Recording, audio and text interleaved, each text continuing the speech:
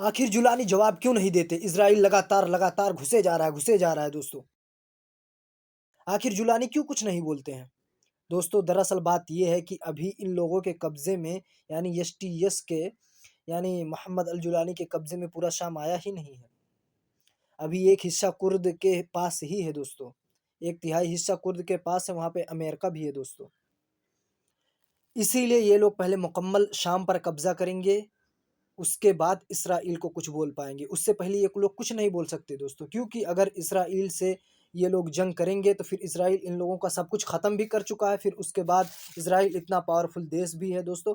उसके बाद अगर ये लोग इस्राइल से जंग करते हैं तो इधर कुर्दिश लोग और इधर इस्राइल दोनों मिलकर पूरा सीरिया कब्ज़े में ले लेगा दोस्तों।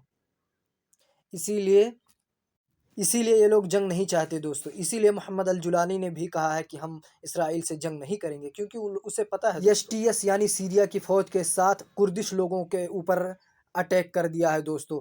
कल तुर्की की तरफ से आते हुए फ़ौजियों को कुर्दिश लोगों ने 17 फ़ौजियों को मार गिराया है दोस्तों।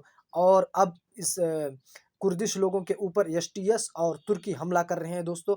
और इसके बाद अगला नंबर इंशाअल्लाह इज़राइल का होगा। तुर्की अपना मिलिट्री बेस बनाएगा दोस्तों, और तुर्की भी वहाँ पर अपने पैर जमाएगा, और तुर्की भी अब सीरिया में अपने लड़ाकों को मुत्तहिद करेगा दोस्तों।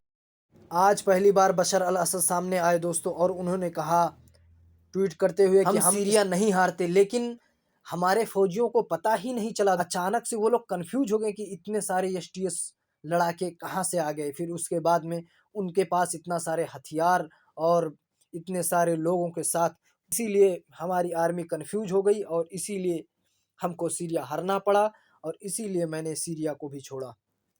लेकिन उन्होंने आगे ये भी कहा कि हम सीरिया में वापस आएंगे और हम वापस सीरिया पर कब्जा करेंगे। दोस्तों ईरान लगातार अपनी ताकत बढ़ा रहा है दोस्तों। एक हफ्ता के अंदर ईरान का 2 बड़ा हथियार सामने आया है दोस्तों। एयरक्राफ्ट कैरियर दोस्तों एक हफ्ता के अंदर, और एडवांस एयर डिफेंस सिस्टम।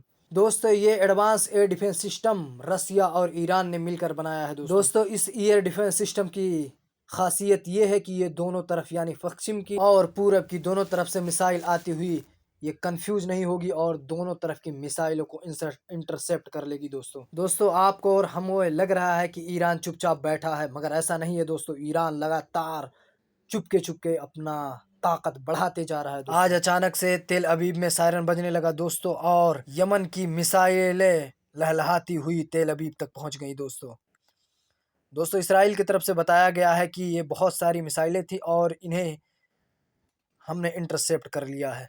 दोस्तों यमन ने साफ कह दिया है कि हम फिलिस्तीनियों के साथ थे, और जब तक वो लोग आज़ाद नहीं हो जाते साथ खड़े हैं। दोस्तों एक बात और, आज प्रियंका गांधी एक झोला लेके आई दोस्तों, जिसमें फिलिस्तीन लिखा था दोस्तों। फिलिस्तीन के समर्थन में आज प्रियंका गांधी वो झोला लेके आई दोस्तों, और उन्होंने फिलिस्तीन का सपोर्ट किया दोस्तों। बहुत सारी खबरें हैं दोस्तों, बस आज के लिए इतना ही।